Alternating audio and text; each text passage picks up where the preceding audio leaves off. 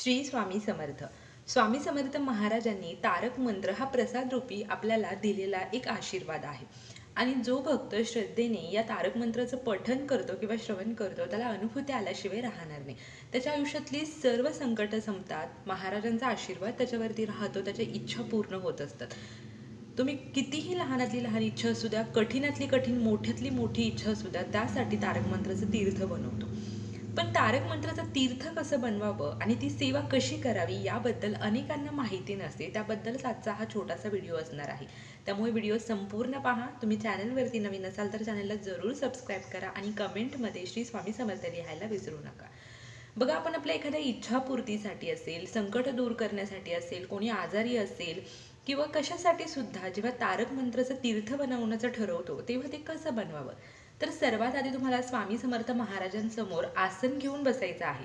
आता आपण स्वामी भक्त आहोत म्हणजे प्रत्येकाच्या घरामध्ये स्वामी समर्थ महाराजांची मूर्ती, फोटो काहीतरी असतंच आणि असायलाच हवं. तेव्हा तुम्ही महाराजांसमोर आसन घेऊन बसा. तिथे तुमचा दिवा प्रज्वलित असायला हवा. महाराजांना मुजरा करा.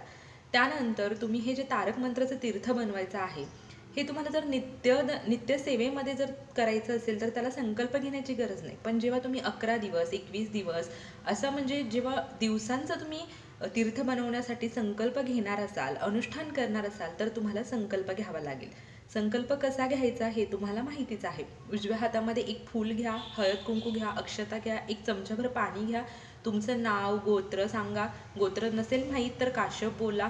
आणि तुमची काय अडचण आहे किंवा कुठल्या इच्छापूर्तीसाठी कोणासाठी तुम्ही हे तीर्थ करताय आणि 11 दिवसाचं अनुष्ठान करताय, 21 दिवसाचं करताय हे सांगून तुम्ही ही सेवा करायला सुरुवात करा. एकाच टाईमवर फिक्स तुम्हाला ही सेवा करायची आहे. पण जसं आपण स्वामींची नित्य सेवा करतो की दररोजचे 3 अध्याय पठण करणं, 11 वेळा तारक मंत्र म्हणणं, 11 माळी श्री स्वामी समर्थ मंत्राचा जप करणं आणि त्याचप्रमाणे जर तुम्ही तारक मंत्र दररोजच्या दररोज आपण म्हणतो तेव्हाच जर तुम्हाला तीर्थ बनवायचं असेल फक्त असं दररोजच्या दररोज नित्य नियमाप्रमाणे, तर स्वामींच्या समोर बसल्यानंतर तुम्ही एक तांब्याभर पाणी किंवा ग्लासभर पाणी तिथे महाराजांसमोर ठेवा. त्यावरती तुमचा उजवा हात ठेवा आणि तारक मंत्र म्हणा. 11 वेळा म्हणा किंवा श्रद्धेने एकदाच म्हणा. श्रद्धेने म्हणा, इतकं श्रद्धेने म्हणा की तुमची ती कुठलीही इच्छा असेल ती पूर्ण झालीच पाहिजे. संकट असतील ती दूर झालीच पाहिजे. आजारपण असेल तर ते निघून गेलं पाहिजे आणि महाराजांचा कृपा आशीर्वाद आपल्याला मिळालं पाहिजे.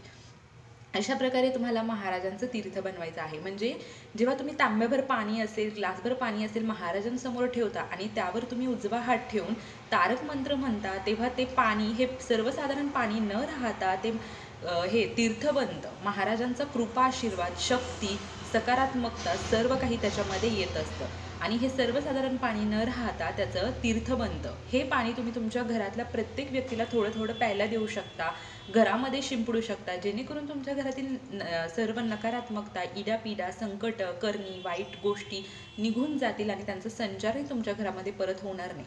सकारात्मक शक्तीचा संचार तुमच्या घरामध्ये होईल. कोणी आजारी असेल तर त्या व्यक्तीला तुम्ही हे तीर्थ करून देऊ शकता. कोणाची काही इच्छा असेल तर ती इच्छा बोलून तुम्ही तीर्थ करून ते प्राशन करू शकता. अशा प्रकारे तुम्हाला त्या पाण्याचा उपयोग करायचा आहे. घरामध्ये जेव्हा शिंपडता तेव्हा टॉयलेट बाथरूममध्ये शिंपडायचं नाही. तर स्वामी समर्थ महाराजांचं हे तारक मंत्राचं जे तीर्थ आहे आणि अनेकांना अनेक अनुभव आलेले आहे. तर तुम्हाला अनुष्ठान करायचं असेल तर संकल्प घेऊन करा आणि नित्यसेवेमध्ये करायचं असेल तर संकल्प न घेता तुम्ही अशा प्रकारे हे तीर्थ बनवायचं आहे आणि ते प्राशन करायचं आहे.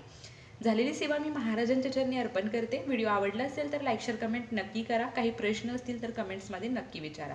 Shri Swami Samarth. Bless you all.